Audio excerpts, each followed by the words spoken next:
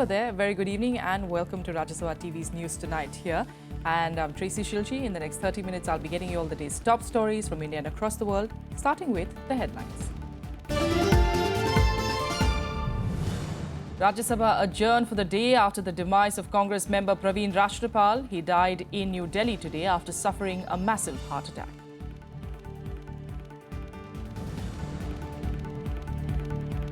Enforcement Directorate asked Interpol to issue red corner notice to extradite businessman Vijay Mallya. Move comes after United Kingdom refuses his deportation.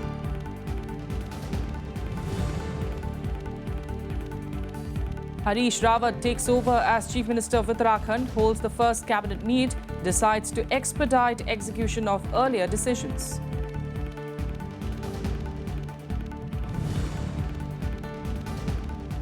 And the World Health Organization submits report on air pollution, claims it causes 7 million premature deaths every year. Over 80% of people who live in cities worldwide breathe polluted air.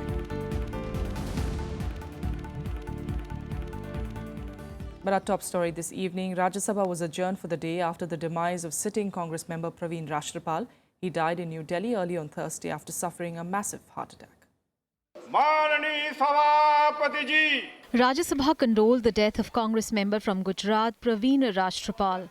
Rashtrapal became member of Rajya Sabha in April 2006 and was re-elected in April 2012. He was also elected to the 13th Lok Sabha in October 1999. Rashtrapal retired as Assistant Commissioner of Income Tax and was associated with the trade union movement of income tax employees. I refer with profound sorrow to the passing away this morning of Shri Praveen Rashtrapal, a sitting member of the House. Born in December 1939 in Gandhinagar district of Gujarat, Shri Rashtrapal was educated at the Siddharth College, Mumbai. Shri Rashtrapal represented the state of Gujarat in this House from April 2006 to April 2012 and again from April 2012 till his sad demise.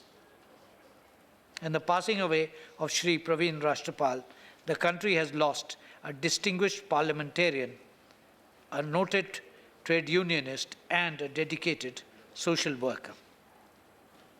We deeply mourn the passing away of Shri Praveen Rashtrapal. Members also stood in silence as mark of respect in the memory of the departed. Later, the House was adjourned till Friday. This is Kriti Mishra's report for Rajya Sabha TV. On to other news now. And the Enforcement Directorate today requested Interpol to issue a red corner notice to Vijay Mallya in connection with the money laundering case.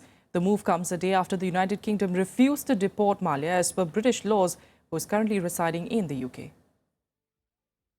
The Enforcement Directorate on Thursday asked Interpol to issue a red corner notice to extradite businessman Vijay Mallya. The move comes after the United Kingdom government denied his deportation under British laws. UK says it cannot deport Mallya because he came with a valid passport, but can consider if India seeks his extradition. Vijay Mallya भाग जाएंगे, ये ऐसी आशंका शायद थी भी नहीं, क्योंकि उसके इंडस्ट्रीज इत्यादि हैं यहाँ, और जो बैंक्स इसके लिए कार्रवाई कर रहे थे, सरकार नहीं बैंक्स कार्रवाई कर रही थी अपने राशि वसूलने के लिए, तो बैंक्स ने संभवतः जब केस वगैरह दाखिल किया, जैसे ही केस दाखिल किया उसके बाद ही माल्या भाग गए. तो ये मामला पहले बैंक्स और माल्या के बीच में था. सरकार तो बाद में आई जबकि मनी लॉन्ड्रिंग वगैरह का मामला सामने आया. It's coming too late in the day. It should have been activated long back. Now that steps are being taken, I think his wealth across the world should be taken back and through the due process of diplomatic activities, and I think they have failed in UK. But I am sure they will be able to activate it across the globe and at least recover the money that he owes the banks and the employees of the Kingfisher Airlines. Mallya and his firm Kingfisher Airlines owe over 9,000 crore rupees to at least 17 Indian banks. He flew to London on 2nd of March when the banks tried to recover money from him. The ED is also considering attaching domestic assets and shares worth about 9,000 crore rupees owned by Mallya. It's also looking at whether Mallya used part of a loan to buy properties abroad, which he has denied. A Mumbai court has also issued an arrest warrant, but so far Mallya has ignored all such orders to return and face investigations. Bureau Report, Rajya Sabha TV. Reinstated as Uttarakhand Chief Minister, Harish Rawat today held the first meeting of his cabinet that decided to expedite the execution of decisions taken earlier. Rawat was yesterday restored as the Chief Minister of the state 46 days after he was ousted by the centre in a political battle that ended in a setback to the Narendra Modi government. The cabinet meeting was held a day after President's rule was revoked in Uttarakhand. The cabinet meeting decided to expedite the implementation of the decisions of the cabinet and the government orders. Rawat also regretted the heavy loss suffered by the state due to the prolonged political uncertainty that ended just yesterday. He also promised to work hard to make up for that loss. He also said that the judiciary has restored the faith of people in democracy in the state and pledged to start afresh, forgetting the bad patch to take the state forward. प्रदेश की जनता से कहना चाहता हूं कि उनका सेवक उनके आशीर्वाद से हाजिर है और जो भी राज्य की भलाई के लिए गरीब गांव गधेरों की भलाई के लिए हो सकेगा, हरीश रावत और उनका मंत्रिमंडल समर्पित भाव से काम करेगा. In other news, 29 Indians, including 6 families from Kerala and 3 from Tamil Nadu, returned home after being evacuated from Libya. The rescued Indians landed at the Kochi International Airport on Thursday. Family members were present to receive them when they arrived in Kerala. Several of those evacuated were working in the Zawiya hospital in Libya's Sabratha city. Their families urged the Indian government to evacuate them after a nurse and her son from Kerala died in a shelling at their house in March this year. Libya has been torn apart among rival militias, tribes, governments and parliaments since the political turmoil that overthrew Muammar Gaddafi 5 years ago to build a power base backed by rebellions. The situation is getting very worse, but some areas it was far better. How to explain? I can't explain. We struggled so much. That's why I can't explain. Libya खराब है. अभी बहुत problem है. अभी problem मतलब क्या अभी दो तरफ फैमिली है ना, फैमिली जो फाइटिंग है ज्यादा.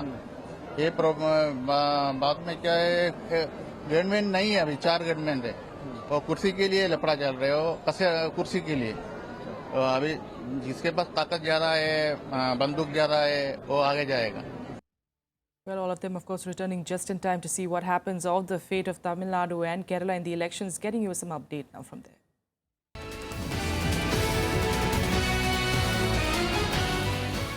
Well, in an escalating war of words between the centre and the Kerala government, External Affairs Minister Sushma Swaraj has hit out at Kerala Chief Minister Oommen Chandy. In a series of tweets today, Swaraj credited the centre for evacuating those Indians, including Keralites, from the war-torn region outside the country. Chandy had raised objections to Prime Minister Narendra Modi's speech in Kerala, where the Prime Minister had said that the centre had saved people and evacuated families from Libya. It was thanks to the embassy's intervention that their salaries were paid and their exit visas were issued, and they were able to safely return to India today by commercial airlines. As External Affairs Minister had also tweeted, this is our pious duty towards our citizens. But earlier in the day, Chandy also slammed Prime Minister Narendra Modi and urged him to correct his statement that the infant mortality rate among scheduled tribes in Kerala is worse than that of Somalia. At a press conference held in Kochi, the CM said that the PM's statement was inaccurate but has maintained silence so far. അതെല്ലാം ഒരു നിമിഷം കൊണ്ട് രാജ്യത്തിന്റെ പ്രധാനമന്ത്രി തട്ടിത്തെറിപ്പിച്ചിരിക്കുകയാണ്. അത് തെറ്റാണ്, തെറ്റ് പറ്റിയതാണ് എന്ന് പറഞ്ഞിട്ടും അതിനെ നിഷേധിക്കാനോ അല്ലെങ്കിൽ അത് തെറ്റായിട്ട് ഉദ്ധരിച്ചതാണ് എന്ന് പറയാനോ തയ്യാറാകാതെ അദ്ദേഹം പിന്മാറിയിരിക്കുകയാണ്. ഇത് വളരെ ഗൗരവത്തോടു കൂടിയാണ് കേരള ഗവൺമെന്റ് കാണുന്നത്.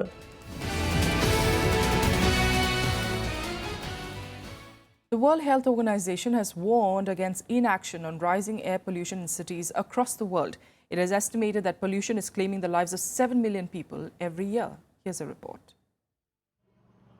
Over 80% people who live in cities worldwide breathe polluted air, raising the risk of various life-threatening diseases. a WHO report has revealed. It further says that more than 7 million premature deaths occur every day due to air pollution. Among the common causes of air pollution are high numbers of cars, especially diesel-fueled vehicles, the heating and cooling systems of big buildings, waste management, agriculture, and the use of coal or diesel generators for power. On average, the situation has deteriorated and increased the levels of air pollution by 8%, so the situation is getting worse. And we know that 80% of the urban population living in cities where we collect data on air pollution are exposed to very high levels of air pollution and therefore resulting on diseases. WHO has stressed that public awareness has to be raised about the issue. It has also insisted that countries should move on monitoring air quality. We have a terrible figure. WHO has estimated that 7 million deaths occur annually. Premature deaths are occurring every year that are caused by exposure to air pollution, and this is obviously a major public health problem, and that's why we need to raise awareness, we need to increase and the measures that are taken, and countries need to move on monitoring air quality. A previous study by WHO has found that the most polluted cities are still in India and China. The dirtiest air was recorded at Zabul in Iran that suffers from months of dust storms in summer. Bureau Report, Rajya Sabha TV. All right, now back home and in a blow to consumers, retail inflation soared to 5.39% in April on higher food prices, reversing a downward trend seen in recent months. The annual rate of price rise in the previous month was 4.83%. Food inflation also rose to 6.32% in April against the 5.21% that we saw in March. The accelerated pace of inflation may play a spoilsport to any further interest rate cut, however planned by the RBI.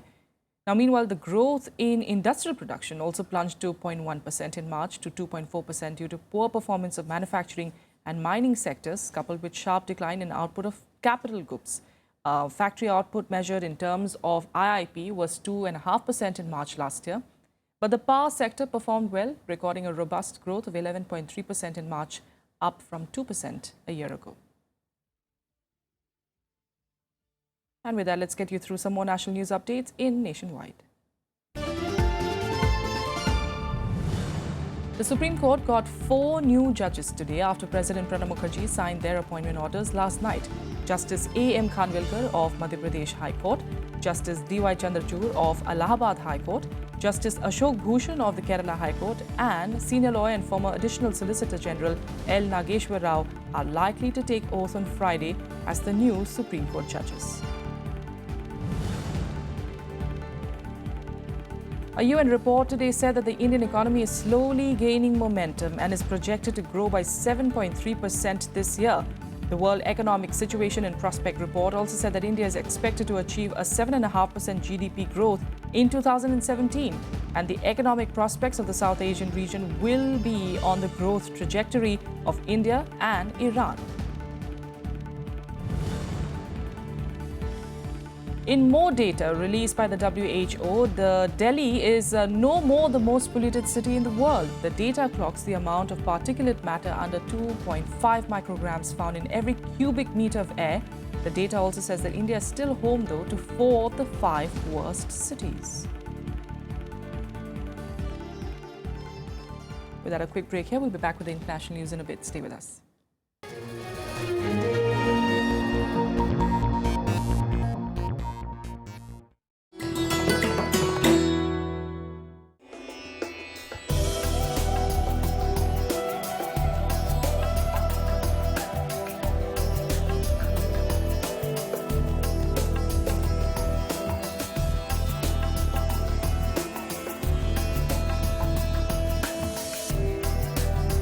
Hampi, the austere, grandiose site, was the capital of the last great Hindu kingdom of Vijayanagar.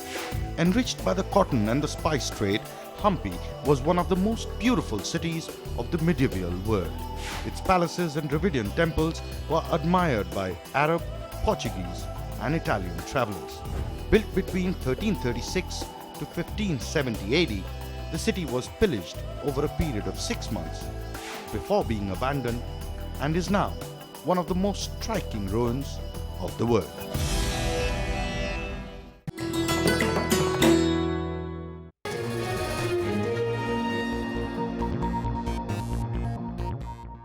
Welcome back. International news now. In Brazil's first female president, Dilma Rousseff, will face trial after the Senate voted to impeach and suspend her. She's accused of illegally manipulating finances to hide a growing public deficit ahead of a re-election in 2014, which she denies. Vice President Michel Temer will assume the presidency till Rousseff's trial goes on. After a marathon all-night session that lasted over 20 hours, Brazil's senators voted to carry on impeachment proceedings against President Dilma Rousseff. 55 of the 81 members of the Brazil's upper house voted in favor of the motion, while 22 voted against. The results mean that Rousseff will now face an impeachment trial that may last up to 180 days. After the investigation, she will have to present her case. After that, a special Senate committee would vote on a final determination and then present it for a vote in the full Senate. Rousseff's suspension brings an end to 13 years of rule of her Workers' Party. Rousseff called the steps to remove her as a coup. She was first sworn into office in January 2011 and started a second term in 2015.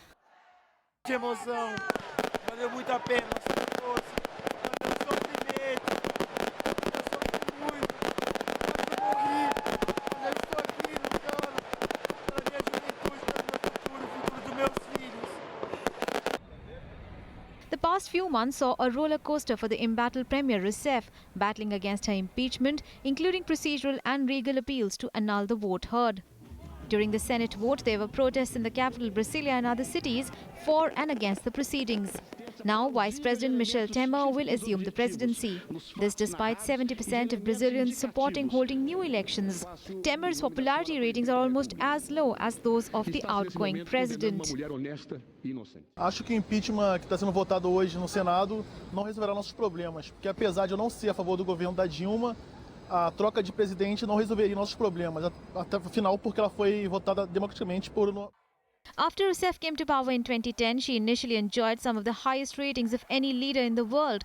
But her popularity slumped, with Brazil's economy now in its deepest recession for decades and a massive corruption scandal at the state-run oil firm. The political upheaval comes at a time when Olympic spotlight is about to shine on Brazil and the Zika virus health crisis far from over. Indeed, these are not good times for the country. Bureau Report, Rajya Sabha TV. And now to the US, where Donald Trump today softened his stance on the most controversial proposal of the 2016 election campaign, saying that his call to ban Muslims from entering the US was just a suggestion. The real estate mogul, who won more than 60% of the Republican vote in New York, stated that the ban was just a suggestion. In a separate television interview with Fox News, he said that the ban was only supposed to be temporary.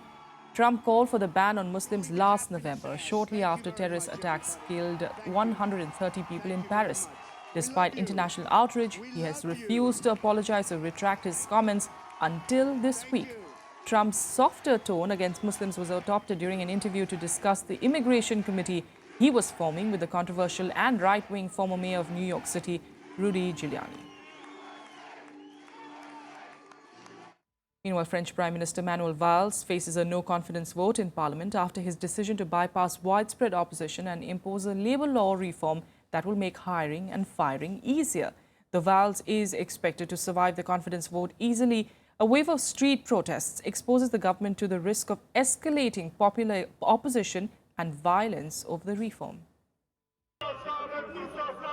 Nationwide protests continue in France over imposition of a labour law reform that will make hiring and firing easier. This after France government decided to bypass Parliament, not compromising to water down further the labour bill and instead passed it by decree. Parce que les relations sociales et les droits des salariés doivent progresser, le Conseil des ministres qui s'est réuni il y a un instant, sous la présidence du président de la République, m'a autorisé à engager la responsabilité du gouvernement. Prime Minister Manuel Valls' socialist government now faces a no-confidence vote in Parliament over the law. However, the government is expected to survive the confidence vote easily since it is called by the opposition parties that do not have enough numbers. Earlier on Wednesday, President François Hollande had narrowly escaped from a rebellion by dissenters in his own party over the same bill. On veut qu'elle soit retirée. De toute façon, voilà, on continuera de se battre jusqu'à ce qu'elle soit retirée. Voilà, c'est trop grave ce qui se passe au niveau de cette loi. Voilà, la remise en cause, la hiérarchie des normes, la facilitation des licenciements, la baisse des salaires, les heures supplémentaires payées 3 ans après. The Labour standoff has torn apart the socialists and further damaged their chances at keeping the presidency in next year's elections. Since March, hundreds of thousands of people in cities around France have demonstrated against what they see as a reform weighed in favour of bosses. Several hundred policemen have already been injured in clashes with the protesters. Bureau Report, Rajya Sabha TV. And with that, let's take you through some more international news updates in Global Buzz. Two pieces of aircraft debris that were found on beaches in Mauritius and South Africa almost certainly came from Malaysia Airlines flight MH370, according to the Malaysian and Australian officials. 5 pieces of debris were confirmed as definitely or probably from the plane. The aircraft mysteriously disappeared more than 2 years ago with 239 people on board and is presumed to have crashed into the sea.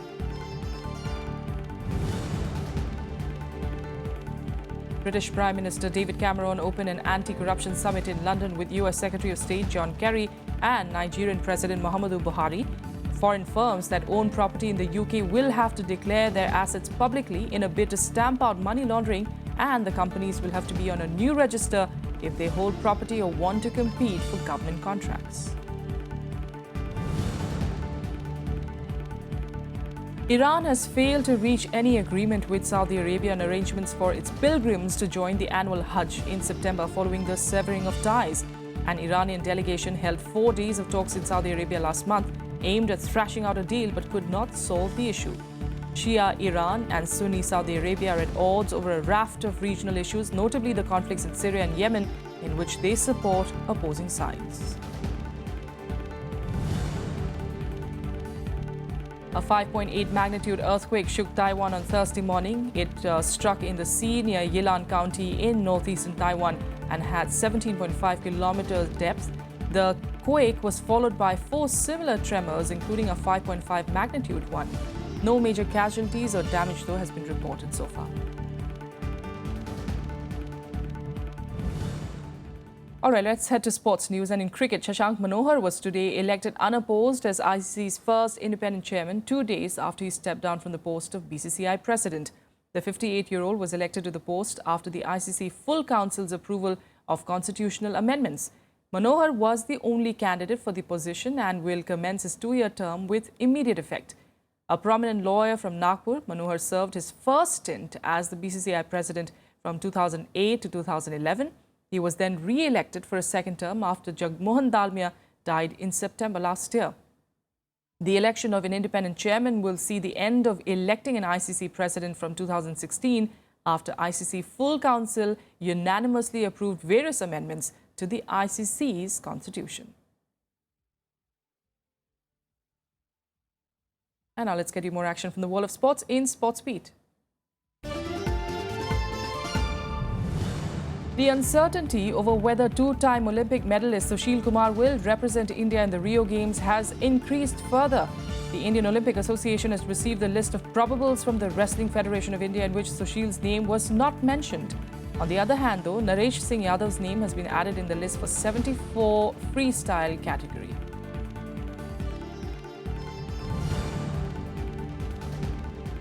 The International Olympic Committee Medical Director Richard Paget has said that there was in fact no need to delay the Rio Games because of the Zika virus threat.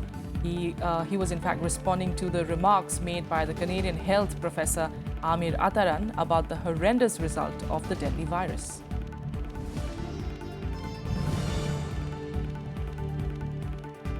Legendary West Indian commentator Tony Coetzee has died at the age of 75. He was also known as the voice of West Indies cricket. Born in Bridgetown in 1940, Coetzee made his BBC Test match special debut in 1966 and also wrote several books. In December 2011, he was awarded honorary life membership of the Marylebone Cricket Club for services to the game, and the media centre at the Kensington Oval in Barbados is named after him.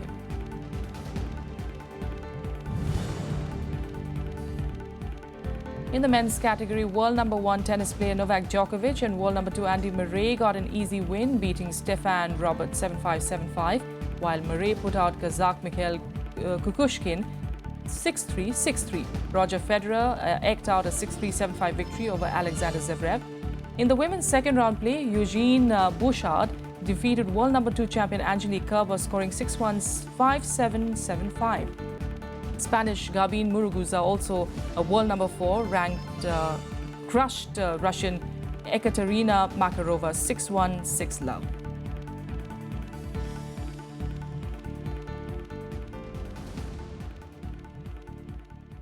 And that's all we have for you in the news tonight from the entire team here. Good night.